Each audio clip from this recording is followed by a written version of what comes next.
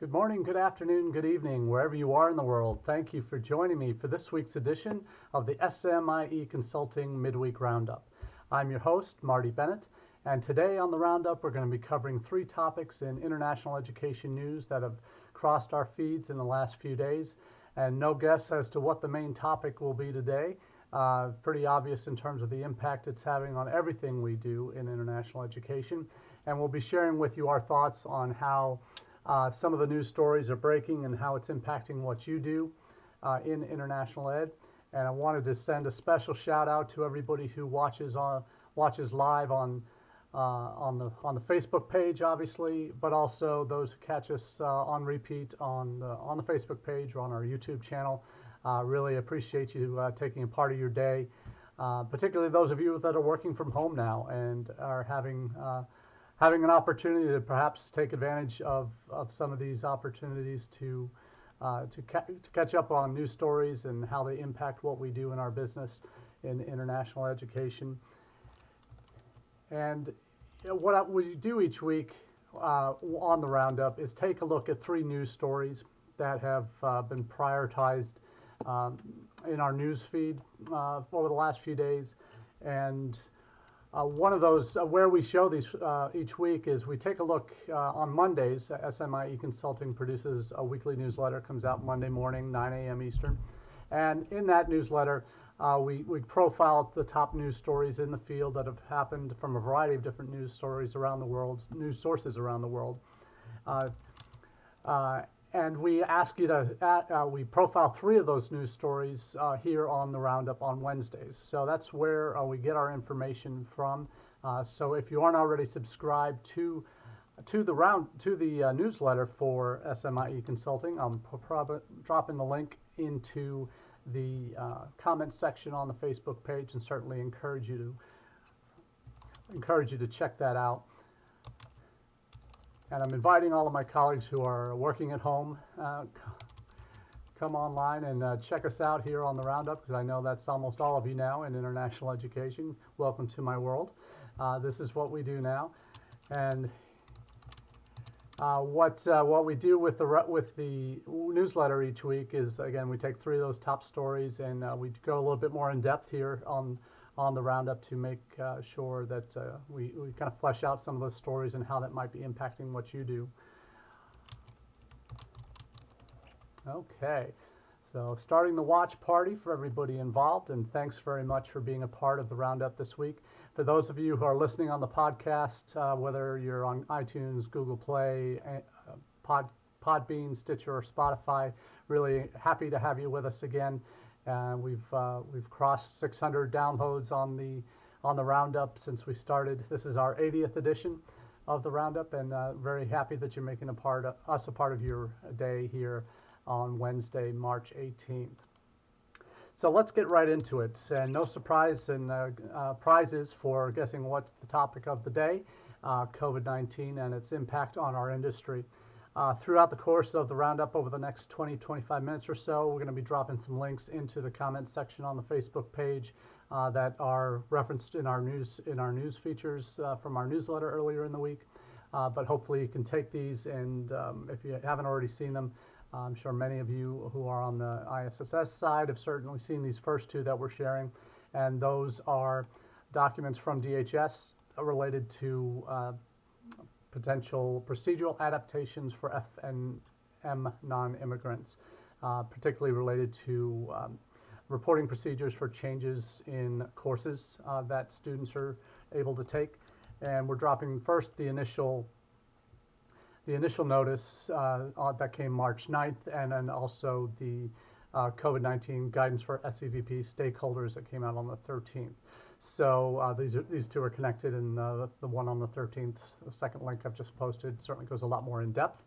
And this kind of outlines, for the first time in living memory that I can remember, having been a part of SEVP when it first launched, DHS when it first launched in post 9/11 world that we grew up in as international student advisors, as an international admissions representative, as a DSO, where from the beginning, DHS has not exactly been the most user-friendly government organization to interact with. And all my ISS people said, "Amen."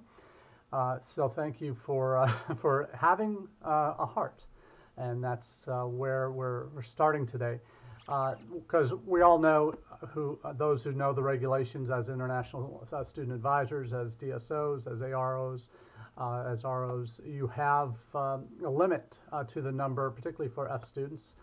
You have a limit to the number of online courses you can take in a given semester, in a given academic term. Normally that works out to one per term. And what has happened, the reality that has happened on the ground for international students because of the unprecedented nature of the COVID-19 pandemic, it's forced universities to close their campuses for all intents and purposes in most all cases at this point. That has not closed down the courses that are being offered, but it's moved them online. And as a result, international student status was very much put in jeopardy by this change in order for students to be able to continue to be enrolled at that institution in legal F1 status. So this guidance that SAVP, ICE, DHS has put out certainly allows for flexibility, that for a government agency to make that exemption or exception so quickly after these decisions were being made by institutions to go completely online. It's really allowed international student advisors the flexibility not to have to go, oh my gosh, what am I going to do for these hundreds and hundreds of students that I have that are now impacted directly by this and potentially out of status, and are they going to run afoul of that unlawful presence? Thankfully that was addressed earlier by another court, but certainly the 10 days, the 10-day rule is still in force, that schools, DSOs must input into SEVIS the changes to curriculum for their students. And be happy to hear from any of my colleagues that are out in the field, obviously dealing with us on a day-to-day basis, how those conversations are going with your students related to going all online and their status and that type of thing. I know some campuses that are not completely closed. There's issues with foot traffic coming into their offices, and are you still able to have face-to-face meetings? And if you can't, most people aren't, how are you doing that electronically? Are people Skyping in? What are you making available for those kind of conversations that need to happen? Hopefully you've obviously communicated to all those students that have decided to stay, and even those that have gone home, because that was an option that some students decided if they could get home, they did, because one, they were kicked off campus, and we'll talk about that in a minute too. But you look at the potential implications to visa status. This guidance that came out also addresses a little bit of this, that if a student does go home and to take their classes all online to finish out the academic term and hopefully return in the fall, that they would not fall out of status, so they would not have to apply for a new visa, that their existing documents, as amended correctly by the DSOs, would allow them re-entry. Hopefully they got travel signatures before they left. And obviously that's not always been possible in a lot of cases where there wasn't the ability to have that kind of direct contact with students. So curious to find out from those of you in the field what your experiences have been on that front, and what you might have to say, and how that might have impacted your day-to-day work. But certainly DHS, for first time is in a very, very long time, if at all ever, has shown that they do have a heart, and not putting even more stress on international students than they needed from the government that might impact their status as international students in the United States. So kudos to SEVP, DHS, ICE for stepping up and making the guidance much clearer in terms of what students can do in this current situation.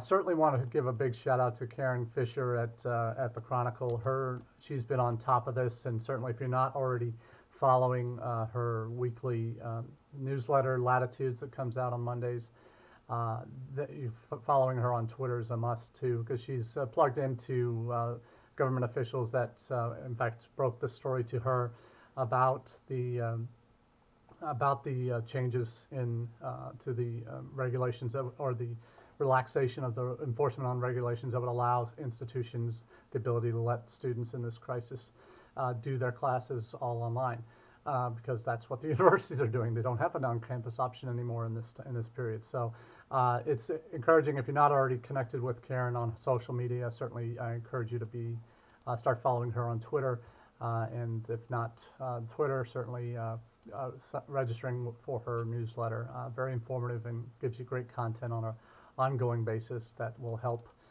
you stay up to date on with what's happening in the media and the government as it impacts what we do. Now, next story here is one that I have. It doesn't take much, but no, actually it does. It does take a lot, because I've been in the business for more than a minute, and in the 27 years now, this July, the things that I've seen and happen in terms of the way universities act, the way governments act.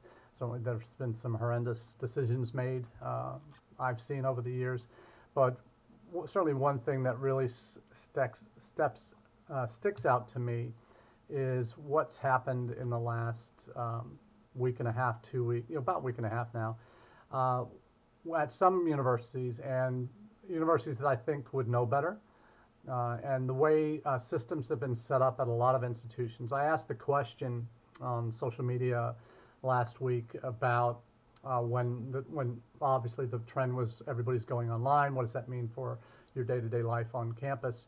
The question I asked is, well, for those campuses that are going all online and deciding to close your campuses, what are you doing for your international students that might not even be able to go home even if they wanted to?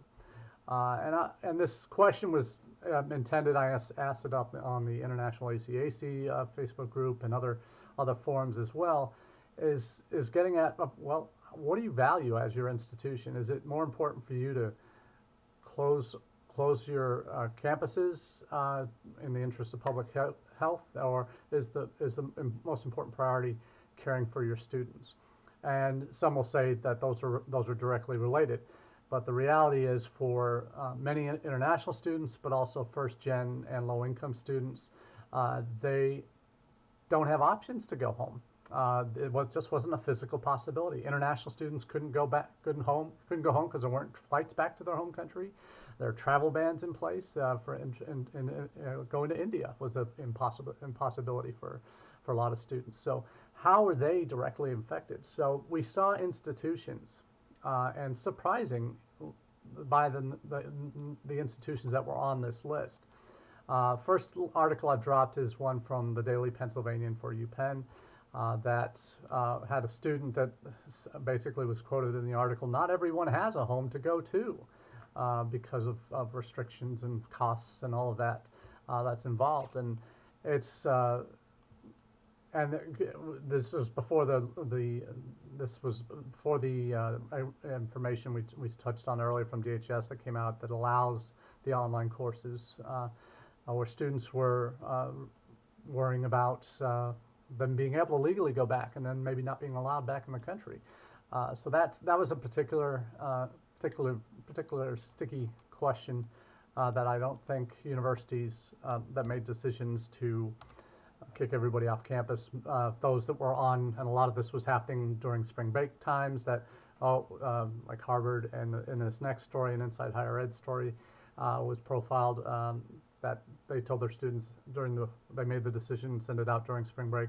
When at the end of spring break, don't come back to campus, go home.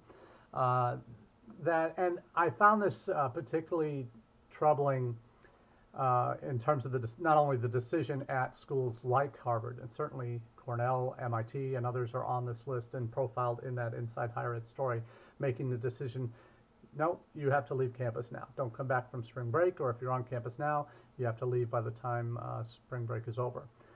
What does that say to your international students, to your first-gen students, to your low-income students?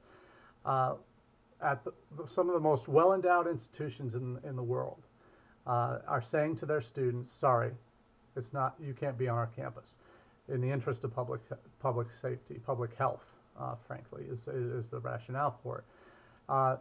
Each of those institutions, and some of them may have made more public notices than others in this regard, but for an institution to say to their students, sorry, you got to leave, with a week's notice, that is unprecedented. Obviously, the times we're living in are certainly unprecedented in that regard, but for your most vulnerable students, it seems quite out of character that institutions would either, well, you have to fill out all this paperwork to justify why you need to stay, rather than having conversations with the stakeholders on your campus to say, does this process make sense for the various people we're talking about here? And that's something that I think is really, a lot of the decisions that were made, perhaps were made in haste, knee-jerk reactions, however we want to cast it, but it seems to be so very short-sighted to treat those students that are most at risk and most bound by other constraints beyond just paying their tuition bill every year. Maybe some of them require significant help to pay their tuition bills every year to attend your institution, that they now have to leave campus in a matter of a few days, when they may not have a place to go. Maybe there's a support network at your institutions, a strong host family program that is being called on and activated in these kind of emergency situations. But the reality is, to force them to go through, become the exceptions, you have to apply to be exempt from this rule to be banned, rather than carving out, okay, we are requiring students that cannot go home, you are welcome to stay, and here's what you'll be able to do while you're on campus, and what you can't do. And then those who can go home should go home. Why is that policy and that need to slam the door shut and say, sorry, you're not welcome back on campus? It just seems to me there's a disconnect that's happened there, and the way each of these messages were carried out on campus is probably very different from college to college, but that really speaks to a sense of institutional priorities not meshing with the students' needs. And I know there are, for folks who responded, and thank you to those who did respond across the different platforms, what your campus was doing if you are closing down and asking students to leave, what the process was in place, or if there was a process in place, how to handle your international students. And that's something that I appreciate those that are taking the time, but the ones that said, hey, we're putting in place this process where they have to apply to become exempt from this new policy, it seemed to me to smack of some misplaced priorities, at least at the institutional level. And oftentimes, and God knows I know this from my experience at working at very bureaucratic institutions where decisions were made far above my pay grade that impacted the day-to-day lives of my students. That's not always possible, and you may well, and I certainly would hope that you would have been fighting the good fight for your students before those decisions get made. Oftentimes we get blindsided by those decisions that upper administration makes. So the reality is, for us, you do what you can, you fight the good fight where you can, and certainly be the advocate that your students need to your administration. So kudos to those that were able to make those, or at least carve out those exemptions if they weren't part of the initial policy, because those things can certainly have long legs in terms of the PR impact that decisions that are made that can affect such a large proportion of your students. That it's unfortunate they had to happen. Given the circumstances, it's a very fluid situation we all find ourselves in with regard to the impact of this pandemic on our day-to-day lives. And as I mentioned earlier, the fact that many more of you are watching today than might normally watch, if you're at your desks, at your office, at your on your college campuses, you're working from home now, and that's your new reality, and that's certainly welcome to my world. It's happy to have you part of the community of work from home folks in international ed. So what I would say is, as we're at kind of the beginning of it here in the United States in terms of and some of us are 3 days into having to homeschool our kids, uh, with if our school districts are providing the online educational opportunities that students need with regards to their education, maintaining that. Our school district here in Ohio has had to go completely online for K through 12 education, or excuse me, 3 through 12 education, because they all have Chromebooks as part of their educational package in our community or in our city schools. For those outside of that, in the K through 2, they have bags of materials, packets of materials that they pick up and they do over the next 3 weeks. That's the 3 weeks that the schools are already set to be closed. Some of us are 2 or 3 days into it and we're already losing our minds. But it's changing how we do what we do when we're trying to do our day jobs, as well as help to educate our children and keep them on track. So change is happening. It's happening every day. It's changing the way we do things. It's changing our lifestyles. It's changing our practices in how we interact with people. And so there's so much going on now these days that it's really, it's hard not to be your head to be spinning around, just totally losing track of what I'm supposed to be doing now. Is it time for Johnny to do his reading? But for those who know me, with my son Charlie, I had a chance to help him get into some new habits, because when he's home, he likes, particularly when he's on vacation, and he's thought this was a vacation, since he's not going to school every day, that changes his perspective. But certainly one thing we are focusing on is he's learning how to carry the one when he's doing his math problems, and it's just so much quicker, and my goodness, I can't, I see the Common Core concepts that he's learning, and it takes him twice as long to do that as it does to do the carry the one. And that's just something it's changing the way he's learning, and that's also throwing another wrench in the works. But I say this as an introduction to the third topic of the day, and that's really is how what we do, particularly those of you on the admissions side in international admissions, how this coronavirus, COVID-19 pandemic is affecting what you do. For those who know me, I've long been an advocate of having virtual components to your international student recruitment strategy, but certainly since not only has the virus changed the way our colleges operate in terms of their regular day-to-day classwork and courses and day-to-day life on campus, it's also impacting your student recruitment. For those of you who were only ever doing armchair recruitment and virtual recruitment, you're not probably not a whole lot you're going to be changing, other than maybe doing some extra online sessions, admitted student sessions, what have you. But certainly, for those of you on the admissions side that have been used to this time of year doing your beginning to get your admitted, doing spring travel for recruiting, getting the 2021 pipeline set up for your recruiting juniors to get them into your pipelines for 2021, or starting to do admitted student events in the spring. Your letters are going to be going out, if they haven't already, in the next few weeks for admitted students, and kind of getting them through the funnel, working with your alumni overseas, doing all these sorts of things that happen in the spring term and coming up in the summer. There's going to be knock-on effects. I don't know how many of you are planning travel yet for fall, and I know so many of you have had to cancel spring travel already, and you probably aren't even looking at fall travel yet. One of my gigs now is running a tour for Davis UWC schools in the United States who are looking to recruit at different UWC secondary schools in Asia and Europe.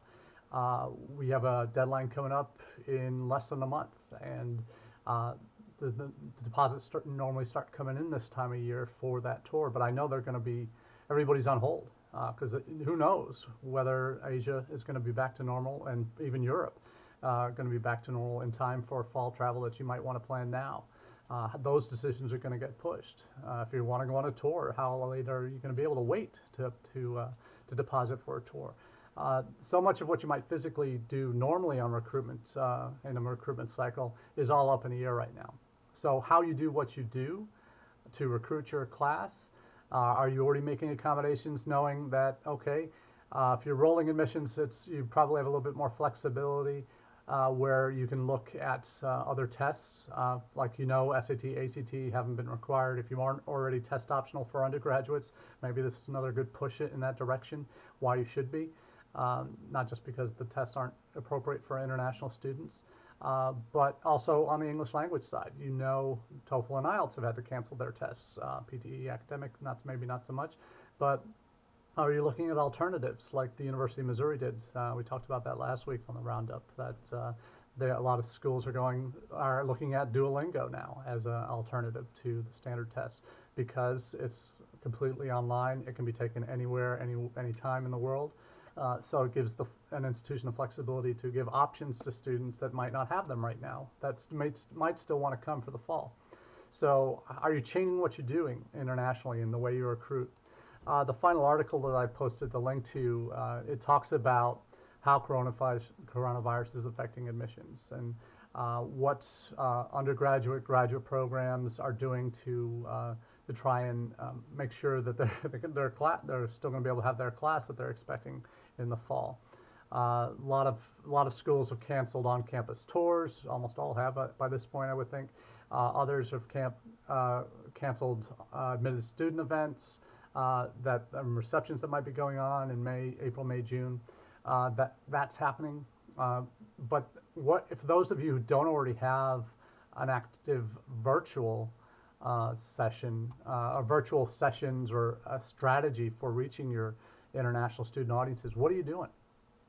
I ask this out of interest. What are you going to do to make sure you're still moving your students through that admissions funnel towards admitted, deposited, visaed, and enrolled in the fall? What are you doing to move them along through the process since you're not able to do the physical things?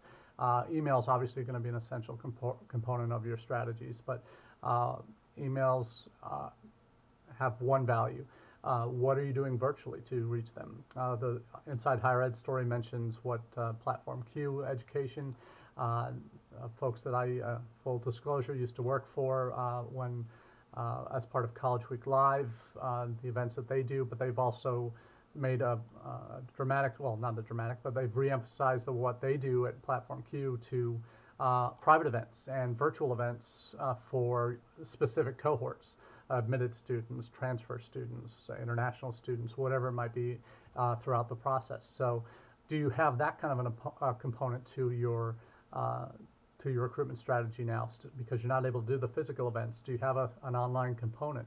That could be something as simple as a Facebook live chat or a WeChat, and if you're looking at China. Obviously, a lot of institutions are going to see their China numbers go in the toilet this year and because of what's happened, because of the fears of coming, in addition to all the visa fears that already existed and other fears that they had being in the United States. So what are you doing for that audience? What are you doing for your other key target markets? Are you doing anything online to reach them, to assure them, to provide the level of comfort that they need and answers to questions that they have about what you do at your institutions and what the plan is? And a lot of us still probably may not know what the exact answers are going to be, but it's making sure that you have a presence for your target audiences and that you are making an effort reaching out to them, not just through email, but making hopefully one-to-many kind of contacts like a virtual chat would have, where you can be interacting with those audiences, reassuring them, the students, the parents, and giving them the kind of support that they need to make informed decisions. And the more you can do that as an institution, as an admissions office, as an international office, the better positioned you're going to be to show that student, that parent, that you're the right place for them for the upcoming year. So hopefully there's been some good food for thought out of today's Roundup. Certainly thank you for being a part of it. It's really encouraging to see those of you now working from home taking the time out for a half hour here on a Wednesday afternoon to check us out. Certainly encourage you to, if you haven't already checked out the newsletter, The link to that's on the comment section, but you can go to smieconsulting.org, go to the subscribe page, and you can subscribe to the newsletter, see past editions of the Roundup on video here on Facebook, on our YouTube channel, and also listen on the podcast. So thanks very much for joining me this week, and let's pray for better days ahead. Cheers.